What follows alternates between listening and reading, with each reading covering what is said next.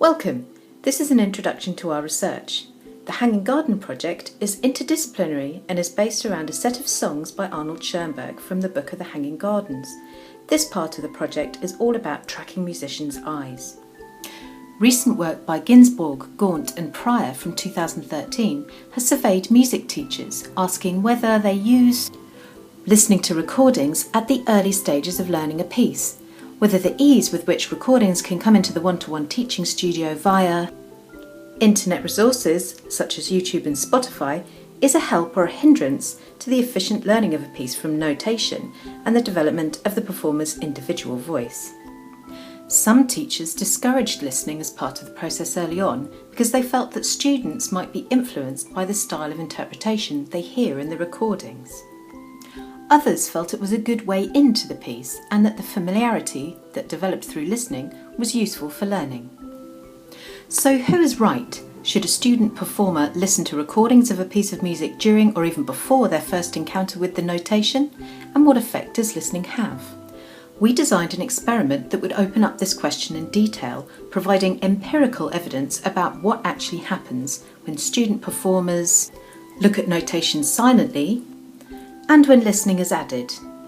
The simple results presented here are a snapshot of our research and provide the basis for asking and answering more questions later on.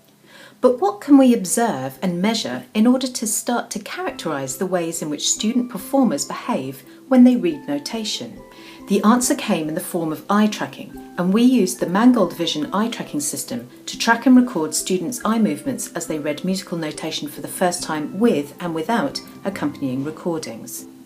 In a time-controlled situation where students are looking at the notation as if they're about to start learning it in a lesson, where is their visual attention directed by the visual stimuli of the notation? And how do those attention patterns change when listening is introduced? Of course, answering this question alone will not provide an answer once and for all about whether teachers should encourage students to listen before and during learning music from notation, but it will provide a starting point.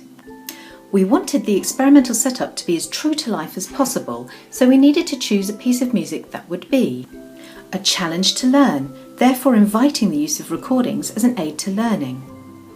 A piece that didn't necessarily have a very clear form, in order that structure, as the connection between the visual and oral modalities, is problematized and would therefore provide a richer variety of results for analysis. And finally, something which is short and would fit in its entirety onto a computer screen in order that the stimulus is manageable while remaining real. The piece of music we chose was Song 5 from Arnold Schoenberg's song cycle Das Buch der Hänge Gartens.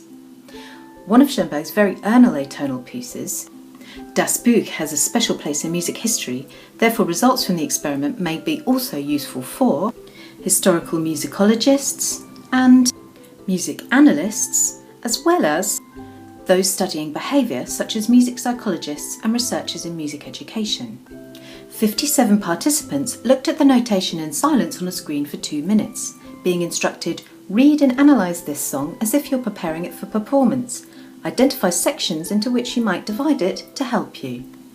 Their eyes were tracked while they did this, and then the same thing happened again, but this time they were listening to a recording of the song. The eye tracking was accompanied by score marking and questionnaires. The results presented here are very general, getting a feel for the trends and patterns of looking and testing out some of our assumptions.